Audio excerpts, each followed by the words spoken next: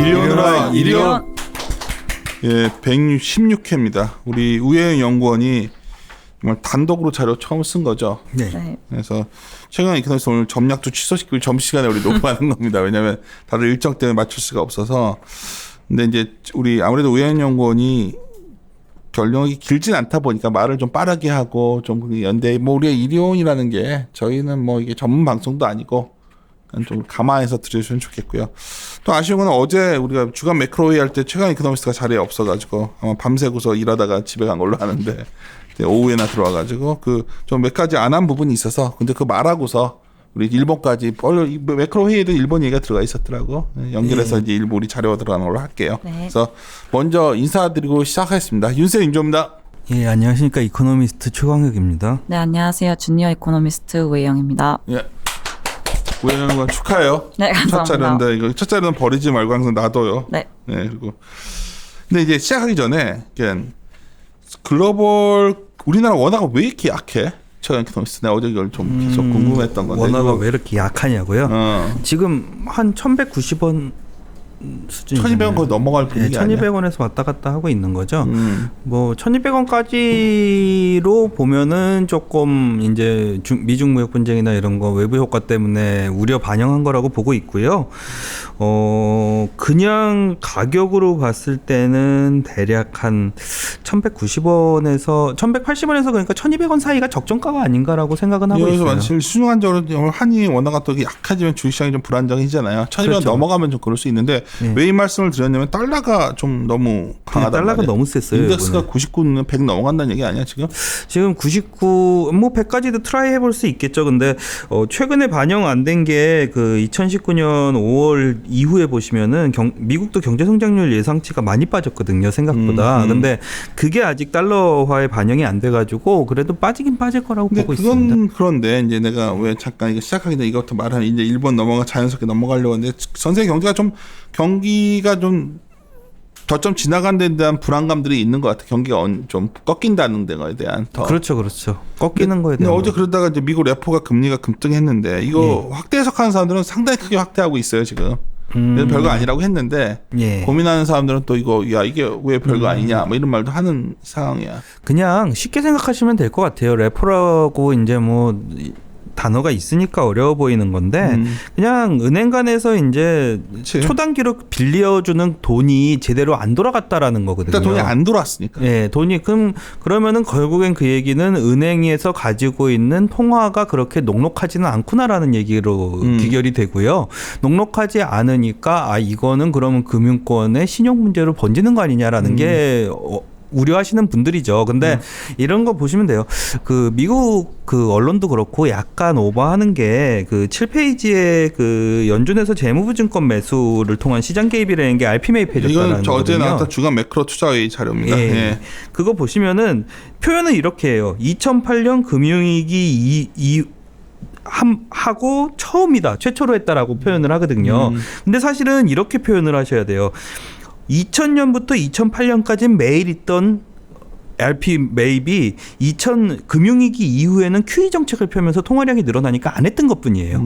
그래서 안 했던 것뿐이고 지금은 오히려 QT를 펴면서 그 통화량을 줄이고 있잖아요. 그 뒤에 보시는 것처럼 8페이지 보시는 것처럼 이게 연준 자산이 줄어드는 그림으로 나오기 시작하니까는 생각보다 시장에 돈이 없는 거고요. 그 시장에 돈이 줄어드는 것 때문에 일시적으로 시스템상의 오류가 나타났다라고 보시는 게 맞을 것 같아요. 그래서 저희 쪽에서 생각하고 있는 거는 이렇게 오류가 나고 EFFR이 그 상하단을 만들어 놨음에도 불구하고 상하단을 깨고서 올라가 버리는 그림이 나왔었거든요.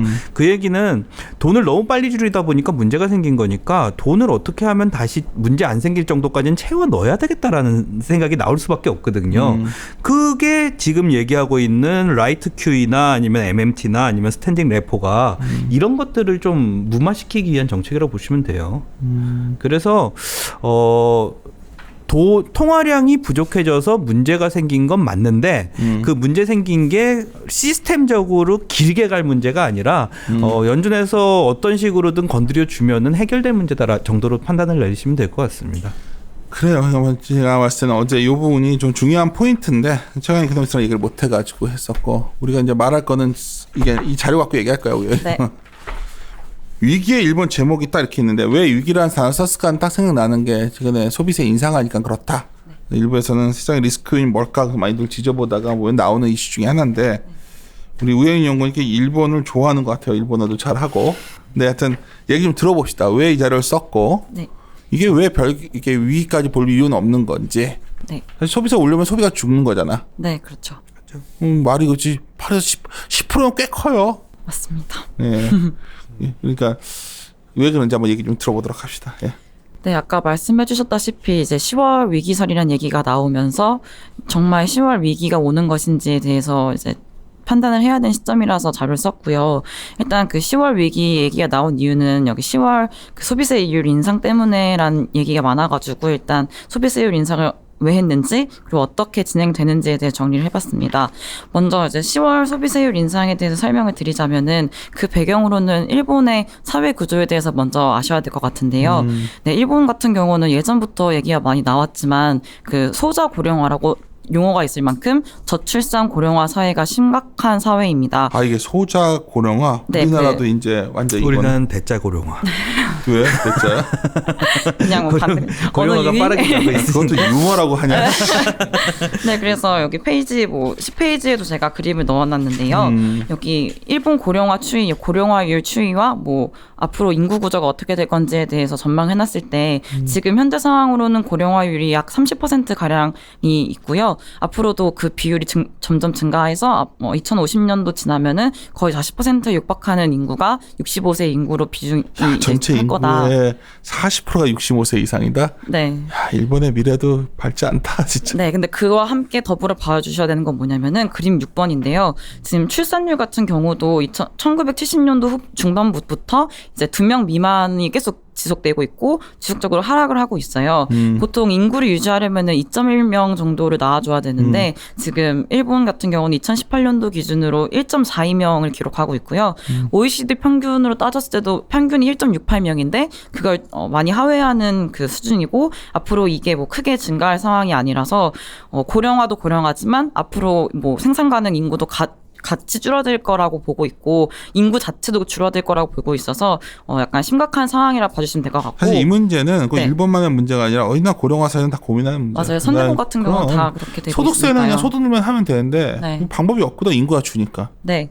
그래서 사회보장 또 일본 같은 경우는 이렇게 노령화가 많이 되어 있어서 사회보장을 위한 그 제도는 있긴 있는데 그 재정을 확보하기 위해서 또 그럼. 세수 증가가 필요하거든요. 그래서 그것 때문에 이제 소비세 인상을 하게 됐는데 왜 소비세율이 인상했느냐를 보시면은 소비세율이 가지고 있는 특징 때문이라 봐주시면 될 것 같아요. 이제 또 세 가지 정도로 이론적인 특징을 가지고 있는데 보시면은 이제 세수가 안정적이라는 특징이 있고 그다음에 소비세는 이제 상품이나 서비스를 구매했을 때 무조건 저희가 무의식 중에 뭐 내야 되는 거기 때문에 안정적으로도 모든 세대가 부담할 수 있는 세율이라고 특징이 있고 세 번째로는 뭐 소비세 같은 경우는 경제활동의 중립적이라는 특징이라는 그 이론적인 특징이 있어요. 그래서 이 세 가지 때문에 소비세율을 선택하게 됐고 그 기타로 뭐 소득세라든지 법인세도 있는데 그걸 그러니까 이번에 인상하지 않는 거는 이 두 개의 세금은 소비세보다는 이제 뭐 경제 활동이나 경제 동향에 많이 좌지우지 돼가지고 안정적으로 세수 확보하는데 좀 어렵다는 점에서 소비세를 인상했다 봐주시면 될 것 같습니다. 좀 또 빨라지고 있어 말이. 네. 누가 안 쳤죠? 네. 그냥 차분하게 우리 같이 얘기하는 시간이니까. 네, 그 추가적으로도 말씀드리자면 아까 단카이 세대라고 일본 베이비붐 세대가 있어요. 그들이 이제 세계 2차 세계대전 이후에 태어난 47년도에서 49년도에 태어난 사람들을 말을 하는데요. 이 사람들이 75세가 되는 그 연도가 2022년이에요. 그래서 일본 같은 경우는 2022년까지 조금 이제 사회보장 제도를 위한 재정 확보를 어떻게 하면 더 지속 가능하게 할 수 있는지를 궁리를 하고 있거든요. 그래서 이번 소비세율 인상을 보실 때 이제 앞으로 일본 사회 구조도 같이 보시면 될 것 같습니다. 그래. 다시 한번 말하지만 좀 천천히. 네. 이게 너무 이건 뻔한 얘기인데. 네. 네. 두려운 건 이제 일본은 할 수밖에 없을 것 같아요. 내가 네. 봐도. 같은 상황이지. 해야죠. 너무 6%에서 지금 10%까지 올라오면. 네, 너무 낮긴 해요. OECD 평균 수치로 봤을 때는 너무 낮긴 해요. 평균으로 보면은 한 6, 7% 될라나요? 그 정도 될 것 같아요. 네. 6, 7%가 10한 4%, 5% 이 정도 되거든요. 그래, 높아. 생각보다 소비세가 그렇게 낮진 않아요. 우리나라는 우리나라도 소비세가 일본보다 높은 걸로 알고 있는데 저도 지금 찾아보질 않아가지고. 아니, 난 정확히 모르겠어가지고 물어보고. 그 19페이지 표 9번 보시면은 뭐 프랑스, 영국, 스웨덴도 소비세율이 20%, 25%거든요. 그렇구나. 네, 그러니까 네, 우리나라 그러니까 일본이 20%면 진짜 어마어마하다, 유럽은. OECD 이렇게 그려보시면은 일본 소비세만 폭 떨어져요. 그러니까 쭉 가다가 너무나 뭐 이거 별로 뭐 어쩌면 이렇게 큰 건 아닌데 더 들어봅시다. 그래서 네, 그래서 과거 사례를 뭐 또 지나칠 수는 없는데 과거에 89년도에 처음으로 소비세 인상을 이제 도입을 했어요. 그래서 3%로 도입을 했고 97년도 4월에도 3%에서 5%로 2% 야, 포인트. 신기하다. 네. 소비세 올릴 때마다 네. 글로벌 증시가 되게 휘청이었을 때 아니냐? 아닌가? 89년 이때는 아니구나. 87년에 89년에는 IT 버블 아니다. 89년? 대공황. 하여튼 일본 증시 꺾일 때야.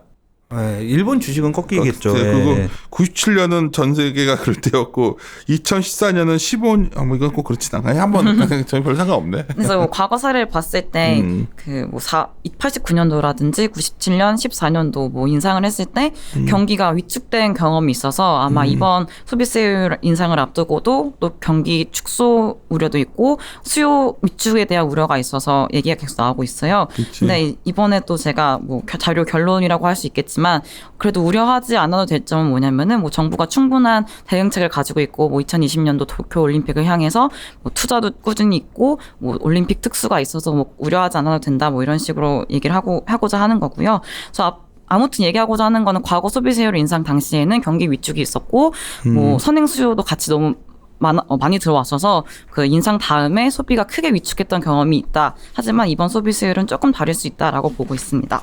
그러니까 일본 입장에서는 도쿄 올림픽 때 돈을 쓰니까 네. 이때 이제 충격이 좀 완화될 시기 지금 시점 놓치면 내년 2020년이니까 뭐 시작한 것 같은데 여하튼 소비세율도 왜 하는 거예요 일본은? 그 앞서 재원 아까 확보. 네, 확보. 그리고 이제 이 사회 아까 말씀드렸다시피 이걸 조금 지속 가능한 사회 보장 제도로의 약간 변모가 필요해요. 그래서 예전에는 일체 개혁이라고 이번 소비세 인상을 통해서 증수분을 다 보장 제도로 쓰려고 계획을 하고 있는데 좀만 천천히 막 나도 못 쫓아가겠어. 네. 계획을 하고 있는데 이제 과거에는 보통 보장제도의 대상을 노년층 그리고 이 재원을 부담하는 거는 뭐 다들 뭐 아시다시피 경제활동 인구가 되게 많이 부담을 했다면은 이번 일체 개혁을 통해서는 이제 대상을 확대하고 또 이 부담을 하려는 대상도 확대를 하려고 해요. 그림 보시면 되는데요. 그림 4번인데요. 두 번째 여기 보시면은 이 아이들이 있는 이제 가구라든지 이제 이 노년층으로 그 보장제도를 받을 수 있는 혜택을 볼 수 있는 대상을 넓히려고 하고 있는 거고요. 그리고 잠깐만. 네. 다시 오늘 내가 이거는 여러 가지 들으신 분들한테 네. 완전히 오늘 훈련을 시키려고 하는 거니까 이해해 주시고 네. 너무 빨라. 네.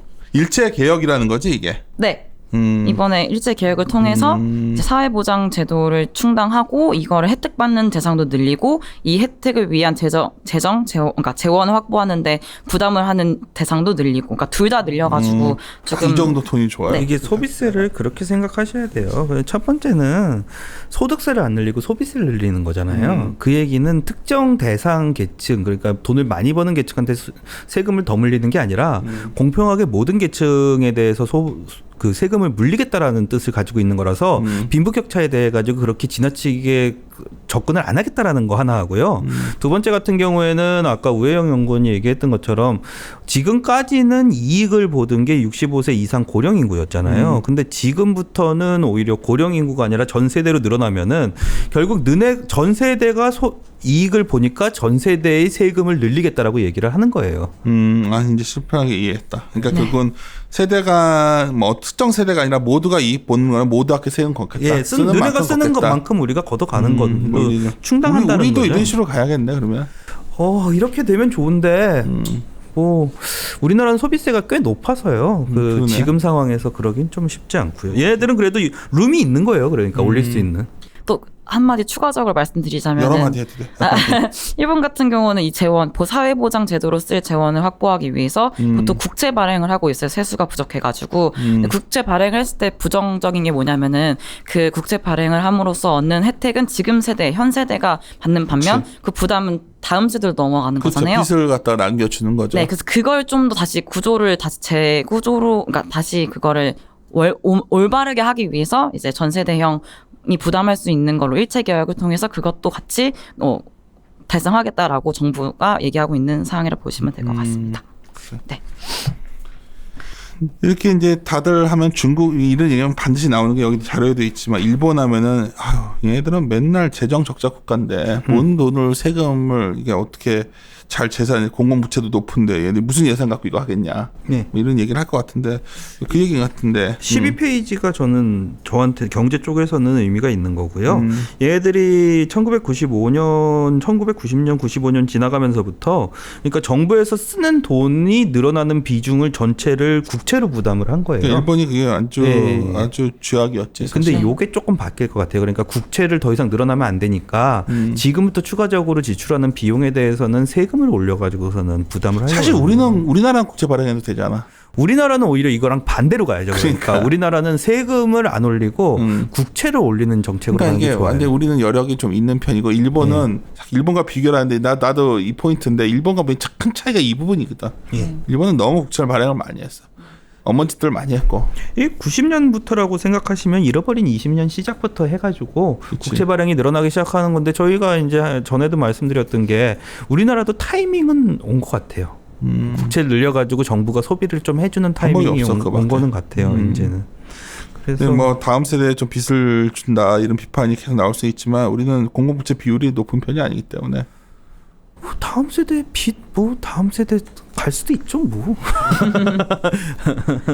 진짜 요 보니까 재밌는 데이터는 13페이지 내용이야. 한번 얘기 좀 해줘. 일본이 진짜 국민 부담이 낮네. 네, 여기 그림 13번, 14번 얘기인데요. 타국에 비해서 사회보장 지출은 많이 하는데 이를 이제 국민들이 부담하는 비율이 다른 여타 낮은 영국이나 독일, 이탈리아, 프랑스보다 낮은 수준이에요. 그래서 이제 이 보장 지출이 많은 만큼 또 국민들도 많이 부담을 해야 된다는 인식을 좀 가진다면은 그럼 자기들이 혜택 받으면 돈을 내야지. 근데 일본은 선시성 공약이 되게 많았던 나라야. 네. 지난 잃어버린 20년을 보면 정치권의 어떤 되게 실패가 일본의 잃어버린 20년의 주된 원인이 아닐까 난 개인적으로 생각하는데. 네, 그래서 그림 15에서도 간단하게 표로 그려놨는데 정부에서도 이제 그런 문제점을 알고 있으니까 이제 정부 그 국채 발행을 조금 완화하는 그러니까 줄이는 그런 거를 계획을 하고 있어서 2020년도까지는 기초재정 수지를 흑자화시키고 GDP 대비 공공부채 비율을 줄이고 이거를 큰 목표로 세우고 이제 경제를 보려고 하고 있거든요. 그래서 참고하시면 될 것 같습니다. 흑자가 가능한가? 그러니까 아베가 기존의 일본의 어떤 정책의 어떤 프레임을 완전히 뒤바꿔 버린 것 같아. 그렇죠. 이런 부분을 보면 그냥 아베가 우리가 이제 아베가 좋아한다 그런 게 아니라 일본인들 입장에서는 일본 국민 입장에서는 아베가 많은 사람들이 일본이면 망할 거다 하는데 어마어마하게 일본 경제가 좋아지는 원인은 발상을 완전 바꿔버린 거거든, 청년애들이. 그렇죠. 그래서 이 정책도 사실 기존의 그런 기존 정책이 없는 상태에서 아베노미스가 없는 상태에서 만약에 소비세가 그냥 인생냈다면 좀 안 좋았을 것 같아. 내 개인적 사견은. 근데 아베노미스가 진행되는 과정의 소비세 인상이라는 틀 내에서 보면 또 이게 그럴듯해 보이는 상황이야. 어떻게 생각해? 생각보다 소득이 늘어나니까요. 그렇지. 포인트가 그러니까 고용이 잘 됐고 소비가 늘어난 상태에서 하기 때문에 이게 타이밍을 잘 본 것 같다. 소득세율을 올리지 않았는데도 소득세가 계속 증분이 되고 있어요. 그래서 그 소득이 올라가면 당연히 소비가 늘어나는데 그 소비 늘어나는 거에 대해서 가격이 조금 올라가는 거 세금이 부담할 수 있죠. 부담할 수 있고 이 우혜영 연구원 그 뒤쪽에 보시면은 이 소비세 증수분 사용처가 나오잖아요. 나도 이 데이터 이거 어렵게 만든 것 같아. 이거 어디 보고 한 거야? 일본 들어가서 본 거구나. 네. 얘기 좀 해줘. 이게 이런 것들이 사실 애널리스트 입장에서는 재밌는 내용이다. 지들이 근데 내는 만큼 지들한테 돌아가더라고요. 이거는 국민이 내는 만큼 국민한테 돌아가는 정책이라서. 일본어로 돼 있는 거 잘 정리한 것 같은데 맞지? 근데 우리가 일본어 못하니까 얘기 좀 해줘요. 이거 결국은 소비자 증수한 걸 어디다 썼냐는 거지. 네, 그 증수분을 앞으로 어디에 쓸 거냐고 보시면은 대기 아동이라고 그 아동들이 보육원이나 어린이집에 들어가지 못하고 이제 기다리는 애들을 말을 해요. 그래서 이 아이들이 지금 2020년도 말까지 30만 명 수용 가능한 보육시설을 확충한다고 얘기를 하고 있는데 이제 앞으로 이제 일본에서도 얘기하는 건 뭐냐면은 아까 말씀드렸다시피 그 경제 활동 인구를 늘리려고 하고 있다 했잖아요. 여자가 늘어나야지. 그러니까 여자랑 노년을 늘리려고 해서 지금 여성들을 위한 정책을 봐주시면 돼요. 그러니까 여성들이 사회에 굉장히 필요한 정책이야. 네, 맞아요. 네, 맞습니다. 그래서 여성들이 취업을 할 수 있는데 좀 마음 놓고 할 수 있게 하는 방법 중에 하나가 아이들을 돌봐주는 거. 그렇기 때문에 보육원이나 어린이집을 늘리려고 하고 있는 그런 쪽으로 사용을 하려고 하고 있는 거고요. 또 유아교육 무상화 이거는 뭐 3세에서 5세 대상 클래스 아이들을 대상으로 이제 무상화를 하려고 하고 있는 거고. 그러니까 결혼 안 하는 이유가 네. 애를 낳으면은 뭐 이거 비용이 그거 많이 아니야 들어가서. 솔직히. 나도 정부 정책 중에서 가장 좀 시급한 것 중에 하나가 여러 정책을 내놓는데 얘네처럼 과감한 게 아니야. 우리나라는. 여기는 굉장히 과감하게 돈을 써야 되는 분야 같아. 그러니까요. 애를 낳으면은 그거에 대한 보답을 해줘야지 이제는. 애를 낳으면 뭐 얼마 준다 이게 아니라 더 중요한 건 내가 스스로 돈을 벌 테니 애를 맡겨주는 시설을 많이 만들어줘. 이거야. 내가 봤을 때는 네. 돈 몇십만 원 준다고 될 문제가 아니라 네. 내가 애를 안심하고 맡기고 싸게 그 비용이 낮게 해주면 여자들도 나가서 일을 할 거고. 네. 그러면 여러 가지 그 인력 문제가 이제 만약 우리가 좀 더 경제가 활성화되고 좀 나아졌을 때는 굉장히 시급한 정책인 것 같아. 지금 나왔을 때. 네, 뭐 단기적인 비용이 아니고 이렇게 그렇죠. 시설을 확충시켜주면 앞으로도 계속 지속될 수 있으니까요. 네. 그래서 뭐 세 번째는 고등교육 무상화. 이거는 사실 뭐 한국도 그렇겠지만 저소득층 학생들 대상으로 뭐 이제 교육비라든지 입학금이라든지를 보조하는 걸로 봐주시면 될 것 같고요. 그리고 뭐 간병 이직 제로라 해가지고 이게 뭐냐면은 일본 같은 경우 노년 인구가 많잖아요. 그래서 이제 개호라는 단어를 쓰거든요. 일본에서는 개호 서비스 이런 말을 많이 하는데 그게 한국어로는 간병, 뭐 간호 이렇게 봐주시면 돼요. 근데 약간 사실 힘들잖아요. 노년 인구들이 그러니까. 뭐 부양하고 뭐 요양원에서 할머니 할아버지들 돌봐드리고 하는 게 힘드니까 사실 일본 사람들이 하려고 하지 않아서 외국 사람들이 또 많이 들어오고 있는데 이게 너무 힘들다 보니까 그 사람들도 그럼. 중간에 그만을 두고 있어요.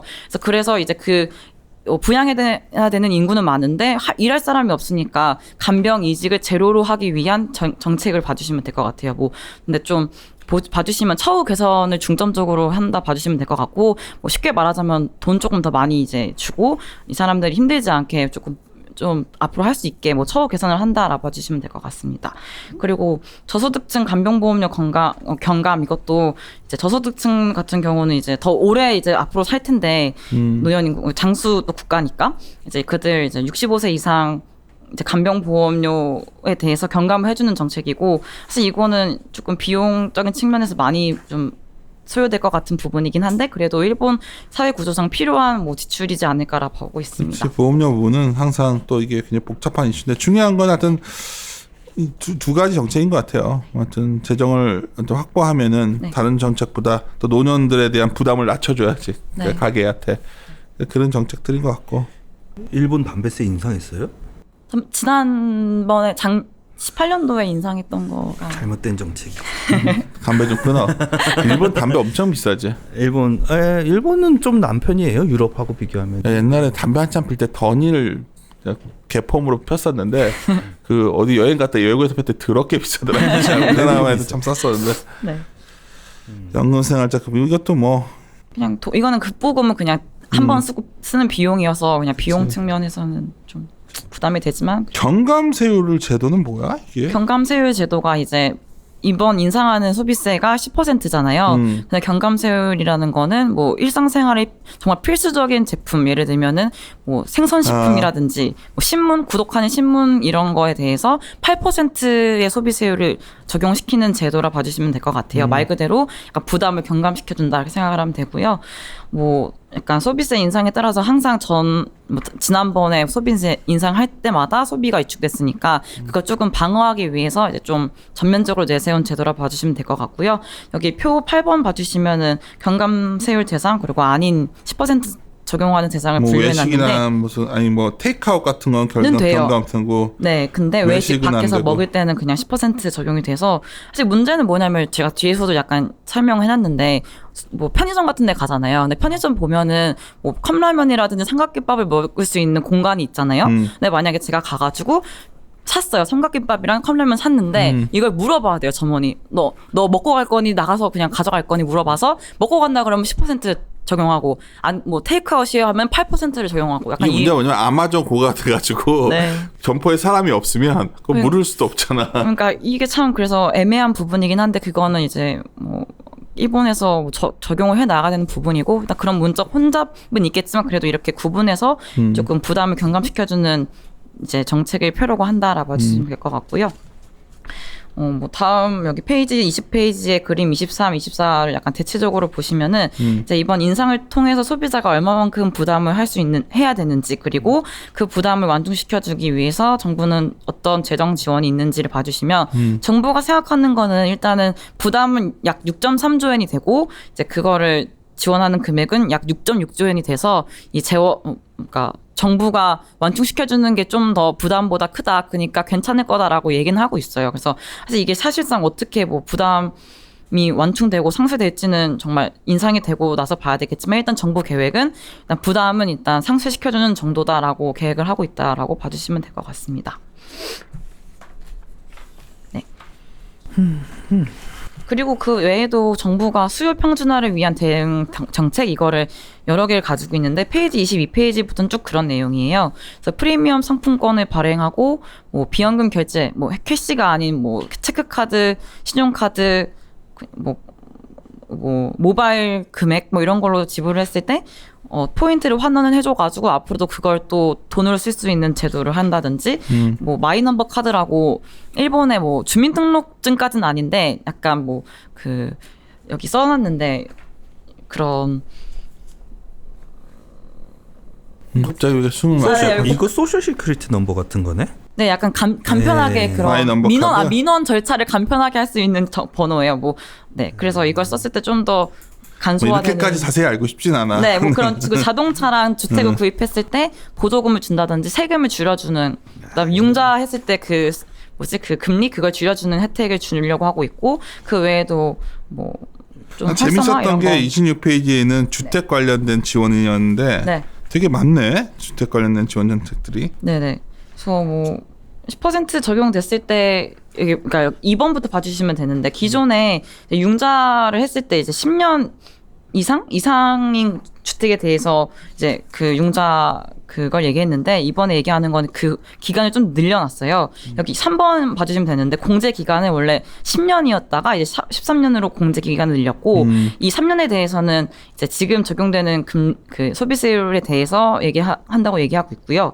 그리고 뭐 보조금 같은 경우도 리모델링이나 신축이나 중고 주택을 취득했을 때 12월 말까지 2020년 12월 말까지 입주했을 때 혜택이 되고 뭐 공제 금액은 여기 써놨는데 뭐 제한 금액이 있지만 그래도 소비세율 인상한 2%만큼 감세를 해줄 거고요.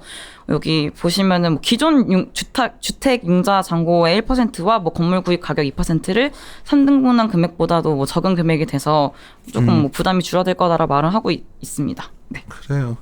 뭐 이거 뭐 우리가 뭐 아주 상세하게 이렇게까지는 궁금하지 않았지만 네. 들어보니까 정리를 다 해놨네. 네. 증여세 비과세를 1억 2천만 원, 우리나라 돈으로 대강 그 정도에서 3억까지 해주네요. 증여세 오 대단한데요. 일본은 그러니까 부동산에 대한 침체를 겪었기 때문에 어떤 정책들 할 때 보면 하나 부동산을 많이 그 신경을 쓰더라고 이렇게. 그렇죠. 이거 여전히 부동산이 올라와도 일본은 그래서 위성도시 이런 데는 부동산 너무 폭락해 있기 때문에 어쨌든 우리나라도 아마 이런 정책 갈 것 같은데 내가 봤을 때는 이대로 방치하다가는 뭐 언젠가 한 10년 있으면은 부동산들도 굉장히 양극화될 거고 그런 도시들에 그런 고민들이 되지 않을까.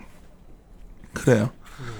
근데 여기서 프라이머리 밸런스 이게 뭐야? 여기다 왜 따로 이거를 갖다 어프렌디스 넣는 거야? 이거는 기초대정수지라고 한국말로 봐주시면 되는데 여기 아까 제가 표 9번인가 앞에서 표 15번에 설명해놨는데 예쁘게 잘해놨네. 네, 이제 여기 PB 적자라는 게 뭐 쉽게 말하자면 빚을 내는 거 국채 발행을 해가지고 낸 적자를 얘기하는데 이거를 이제 좀 줄여가지고 쓰는 것과 뭐 들어오는 돈을 이렇게 균등하게 밸런스에 맞추겠다라고 뭐 야, 이거 얘기를 혼자 하고 있는 생각해서 거라서. 그린 거 아니면 책 보고서 좀 인용한 거야? 이거 참고해서.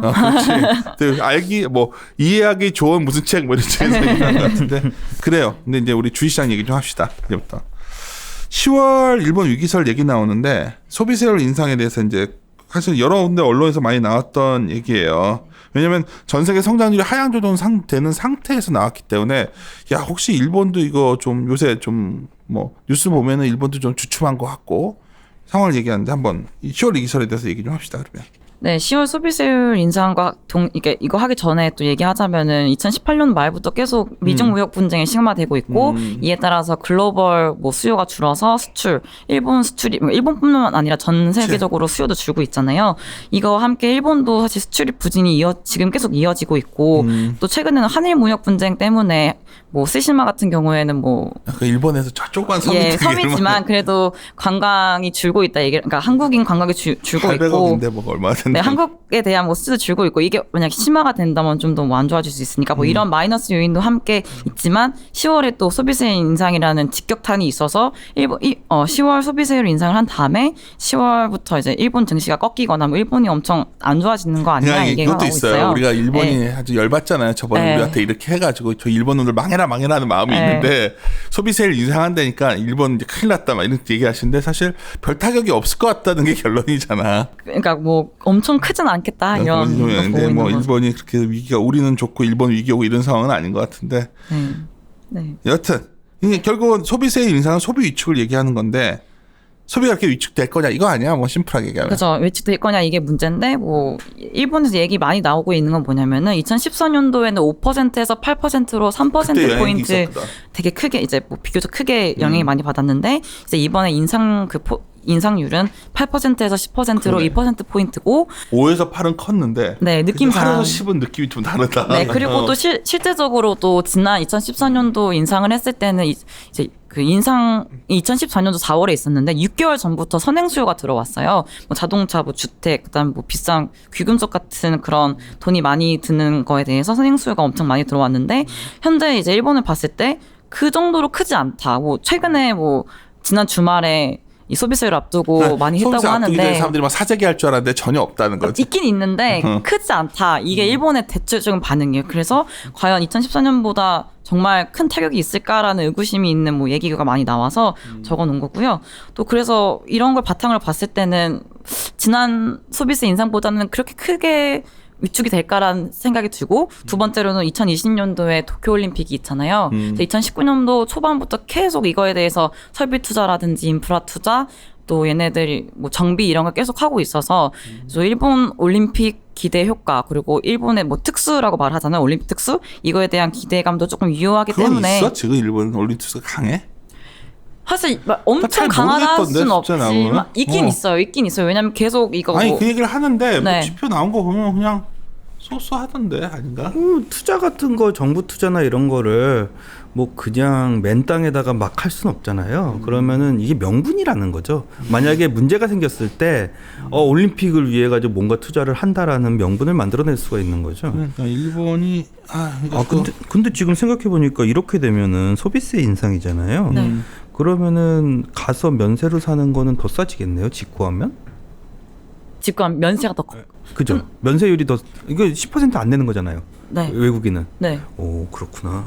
또 글쎄 또 그런 생각이 나고 저 인간한테 진짜 야 지금 자료 발표 집중해 니도 뭘 생각하지 한국에서 말고. 사는 것보다 더 싸진다는 거잖아요. 그치. 일본 가서 사는 그럴 수 있죠. 가격이. 네, 그렇죠. 외국인들한테 유리한 예, 그렇죠. 당연히 생각할 수 제가 있는 뭐 일본을 가겠다는 건 아니고요. 그냥 네. 외국인 관광객 수요 효과. 평준화 정책? 이게 그게 무슨- 앞서 말씀드렸던 그 정책들을 수요 그걸 수요 평준화 평준화 정책, 정책을 하는구나. 네, 수요를 방어하기 위한 정책. 근데 이 그림이 저는 핵심인 것 같아요. 올라가다 내려가잖아요. 33페이지 그림 네. 35와 36. 네. 이렇게 보시면은 결국에는 조금 하락할 수는 있는데 그 소비세 인상 효과로 인해 가지고 어쨌든 올라가고 내려가는 걸로 똔똔 쳐버리면은 사실은 크게 변화는 없다라는 게 이거 어떤 결론이 책에서 한 거야? 어떤 논문에서? 이거 일본 자료 인용한 것 같은데. 네, 맞아요. 이거가 누구 여기 거야? 일본어 써놨는데 소비세율 인상에 따른 누군데 저자가 자료 쓴 작성하신 분이?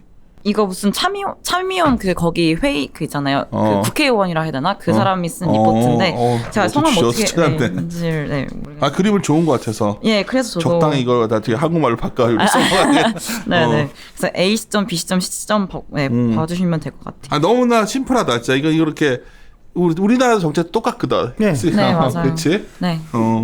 이게 그러니까 이렇게 움직이는 거면은 좋아졌다가 나빠졌다 하는 거면은 사실은 위기라고 얘기할 수 있는 거리가 없거든요. 나빠져도 사실은 뭐 그러니까 정책이 충분히 반영되면 별로 영향도 없겠다는 거네. 좀 내려와도. 네, 그치? 조금 네.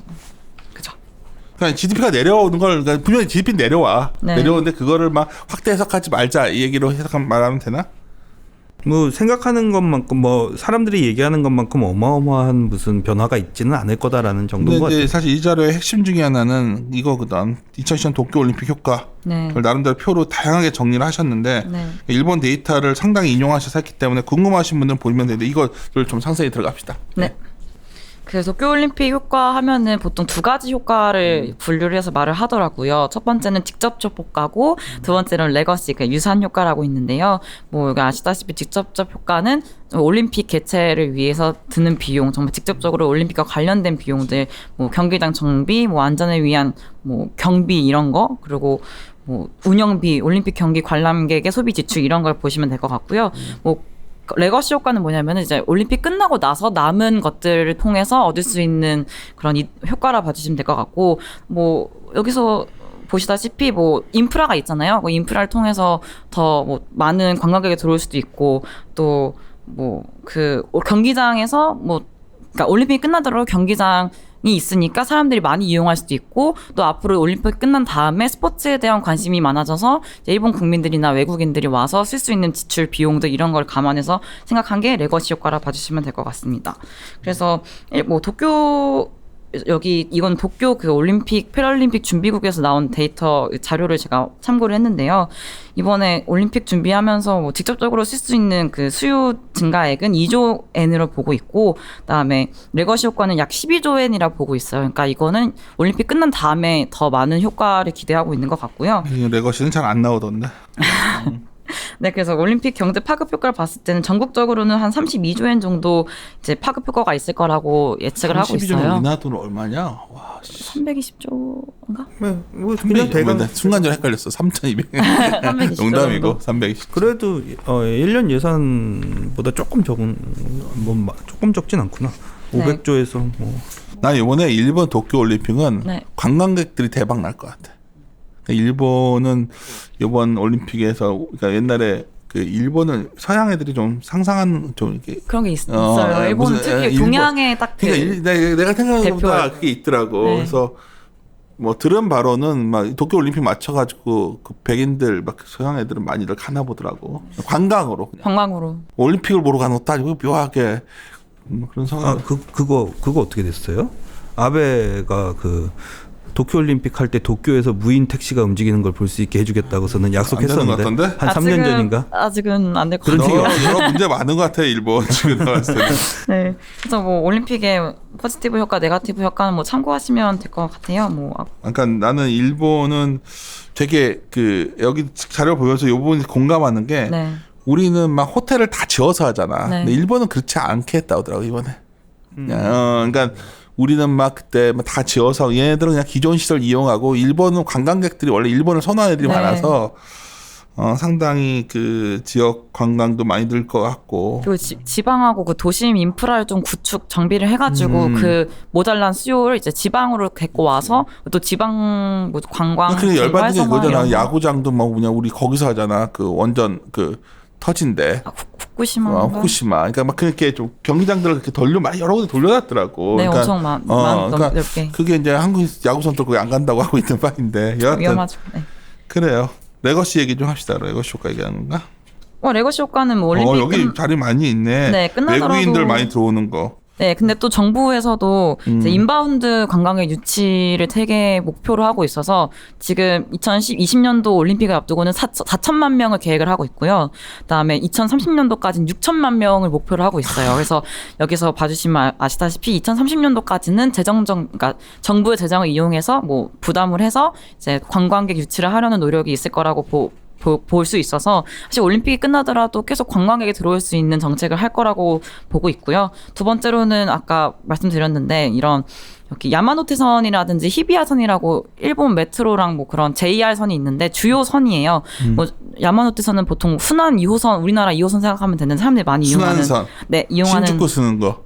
네, 맞아요. JR 그 초록 색깔, 연두 색깔. 그거에 대해서 신설역이 생겨요. 그러니까 그래? 네, 여기 보시면은 야마노테선은 다카와 게이트웨이라는 역이 생길 거고요. 히비야선 같은 경우는 토라노몬 히즈라는 역이 새로 생길 계획이 있어서 이런 투자도 계속 있을 거고, 여기 또 봐주시면 토라노몬 힐즈랑 로pon기 힐즈 사이에 또 고층 건물들을 계획하고 있거든요. 그래서 올림픽이 끝나더라도 이런 건설 투자 이런 거는 조금 있을 사실 거라고 옛날 보고 있어요. 롯데기 시설도 정말 공장지대 같은 데다가 해놨던 거였고 지금 엄청 부자들 많이 사는 롯봉지. 부자들 많이 사는 동네지. 네, 많이 비싸죠. 네. 내가 일본 지금은 잘 안 가니까 하도 근데 가면은 네. 그 일본은 되게 그 어디지? 우리나라로 보면 그 홍대 같은데 그 시모키타자와. 시모키타자와 예. 내가 항상 거길 가거든. 네.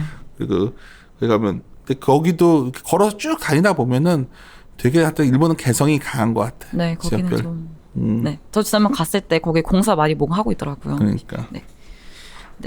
그래서 올림픽 끝나더라도 올림픽 끝나면은 뭐 일본 올림픽 특수효과 끝나가지고 위축되는 거 아니야 얘기가 있지만 그래도 관광객이 끊임없이 들어올 거라고 예상하고 있고 투자도 나쁘지 않게 있을 거다라 생각을 하고 있어서 그렇게 크게 문제가 되진 않을 것 같다라고 생각하고 근데 있습니다. 제일 이 자료 보면서 제일 우리한테 의미 있는 거는 42페이지 같아요. 2019년 경제 성장률 전망치를 일본은 상향시켰어 OECD에서. 네, OECD에서 9월에 나왔는데 그러니까. 네, 뭐 미국, 유로존, 한국은 다 하향 조정을 했는데 그러니까. 일본이랑 뭐 터키, 캐나다 이 정도만 상향 조정을 했는데 일본 상향 조정한 거에 대해서 의미가 조금 있지 않을까 생각을 하고 어떤 있습니다. 의미라고 봐? 저는 뭐 일본 경제가 지금 되게 우려할 만큼 OECD가 봤을 때 뭐 우려할 만큼 뭐 위축할 것 같지 않다고 보는 거는 뭐 사실 뭐 이유는 설명을 해놓진 않았어요 거기 보고서에. 제가 생각하기에는 뭐 아까 제가 말씀드린 것 때문이 아닐까요? 어마어마한 의미라고 대답을 해야지. OECD에서 너 되게 건조로 빨리 자료 덮고서 빨리 나가려고 준비하고. 자료를 나가려고 자료를 덮은 게 아니라. 그러니까 생각했던 것보다 일본 경기가 그러니까 엄청 나쁠 거라 생각을 했는데 지금 봤을 때는 그렇게 나쁠 것 같지 않다라 판단한 게 아닐까 생각을 하는 겁니다. 아닐까요? 예, 뭐 일단은 기본적으로는 3분기까지 대강 본 거잖아요. 경제를 OECD에서 3분기까지 경제를 봤는데 예상했던 것보다 3분기까지 특히 3분기 아직 그 GDP 성장률이 안 나왔잖아요. 3분기 GDP 성장률이 생각보다 나쁘지 않겠다라고 판단을 내린 거예요, 걔네들이. 그래서 3분기 나쁘지 않고 4분기에 어차피 내년 올림픽 생각하면은 4분기 투자가 제일 크게 늘 건 맞거든요. 그렇게 예상을 했을 때 일본은 여기서 더 빠지진 않겠다라고 저는 판단을 내린 것 같고요. 또 BOJ도 여전히 공격적이잖아. 예, BOJ도 정책 잘 완화적으로. 해주고 있고. 우리는 BOJ 정책이 정말 무슨 놈의 일본 은행에서 중앙은행에서 ETF를 사고 이거 미친 거 아니냐 막 리트를 사고 나는 나중에 교과서 나올 것 같아. 잘했다 못했다는 어떤 결과 모르겠는데 선례로서, 예. 어쨌든 간에 일본을 장기 디프레 하여튼 우리가 전후에 어떤 그런 장기 디프레를 경험한 대표하는 나라가 일본인데 어떻게 디프레 벗어난지는 봤잖아. 네. 무슨 말이냐면 그냥 주식 사고 리트 사가지고 자산 가격 올린 거 아니야? 자산 가격 올리는 게 핵심이에요. 부정책밖에 없었다. 나는 사실 뭐 이거는 일본은 좋고 나쁨의 문제도 아니고 일본에서 배울 교훈 딱 하는 것 같아. 디프레이션은 정부가 국채 찍어서 SOC 한다고 돌아서는 것도 아니었고. 그렇지 않아? 저도 걱정되는 게 이제 오늘 CPI 발표된 게 마이너스 0.4 나왔잖아요. 그러니까 그 얘기한 거야. 우리나라 이제 CPI가 마이너스 0.4가 처음으로 나왔어. 근데 이게 디프레거든. 디프레의 우려가 생겼을 때 방법은 하나야. 자산 가격 올려주는 방법. 네, 그렇죠. 근데 일본에서 BOJ가 결국 이 정책을 나중에 망할 거다들 다 얘기하는데 나는 일본이 안 멈출 것 같아. 경제에 문제가 생기기 시작하는 시점에는요, 대부분의 경우에는 경제 지표가 발표가 됐는데 그거에 대해 가지고 어떤 조건을 제시하고 그거에 대해서 이렇게 보면은 이건 아니다라고 얘기를 하거든요. 숫자상으로 마이너스가 들어갔으면 그건 디플레예요. 숫자상으로 마이너스가 들어가는데 이런 것도 있고 저런 이유도 있기 때문에 이건 디플레가 아니다. 이런 식으로 설명하기 시작한다는 거는 문제가 뭔가 발생하기 시작한다는 거거든요. 한국경제에서 다시 또 한국 얘기를 할 수밖에 없는 게 CPI가 이렇게 나온 상황에서 그러니까 일본이란 나라가 누가 그렇게 좋아요. 다 마찬가지인데 일본이 하나 우리가 배울 거는 일본이 먼저 어떤 그런 수축 국면에서 벗어나는 걸 아베 시대였는데 아베가 한 정책들 그리고 지금 와서는 정말 소비세를 이렇게 올려도 성장률 전망이 후퇴하지 않고 있다는 거지 지금.